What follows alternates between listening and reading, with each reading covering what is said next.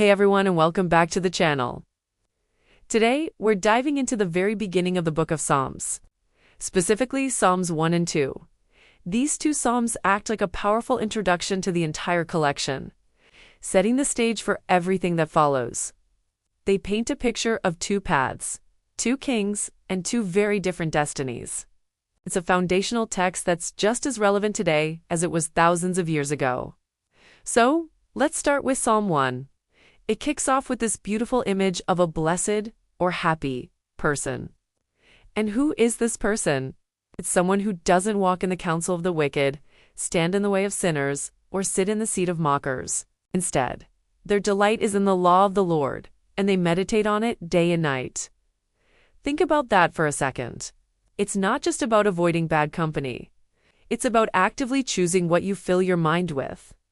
The psalm then gives us this amazing visual metaphor. This person is like a tree planted by streams of water.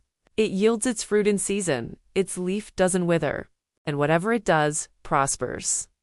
This isn't about material wealth, but about a deep spiritual vitality. This tree has a constant source of life, so it's stable, fruitful, and resilient. It can withstand the droughts and storms of life because its roots are deep in a life-giving source. It's a picture of a flourishing life, one that's grounded and productive. But then, the psalm shows us the other path. The wicked are not so. They are like chaff that the wind drives away. Chaff is the worthless husk of the wheat grain, light and rootless.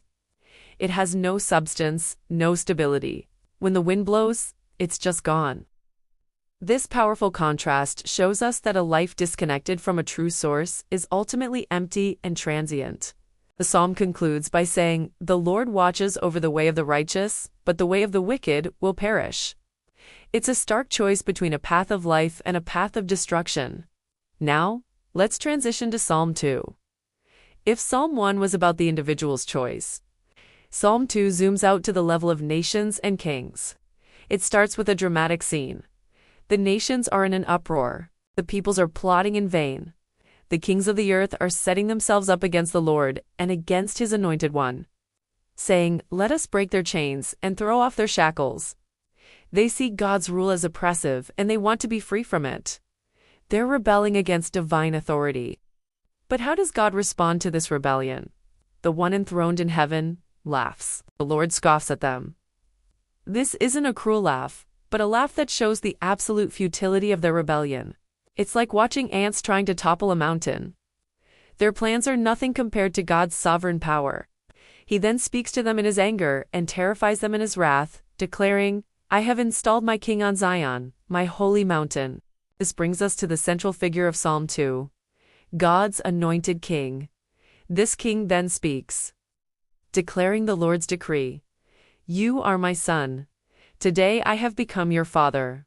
Ask me, and I will make the nations your inheritance, the ends of the earth your possession." This is a powerful declaration of the king's authority and universal dominion. This king isn't just a local ruler. His kingdom will extend to the entire world. Christians have always seen this as a prophetic picture of Jesus, the ultimate king who receives all authority from the Father. The psalm ends with a final call and a warning to the rebellious kings of the earth. It says, "Therefore, you kings, be wise. Be warned, you rulers of the earth. Serve the Lord with fear and celebrate His rule with trembling." The choice is clear. Either face the king's wrath or find refuge in Him. The final line is a beautiful invitation. Blessed are all who take refuge in Him. So, when you put these two psalms together, you get this amazing introduction. Psalm 1 tells us how to be blessed on a personal level. Delight in God's wisdom and live a grounded, fruitful life. Psalm 2 tells us that true security for the world is found in submitting to God's anointed king. Both psalms point to the same truth. Real life, real blessing, and real security are found not in rebellion, but in aligning ourselves with God and His purposes. It's a message of hope and a call to wisdom that echoes through the entire book of Psalms. Thanks so much for joining me to explore these incredible psalms. If this was helpful, don't forget to like and subscribe for more content. I'd love to hear your thoughts in the comments below. See you in the next video.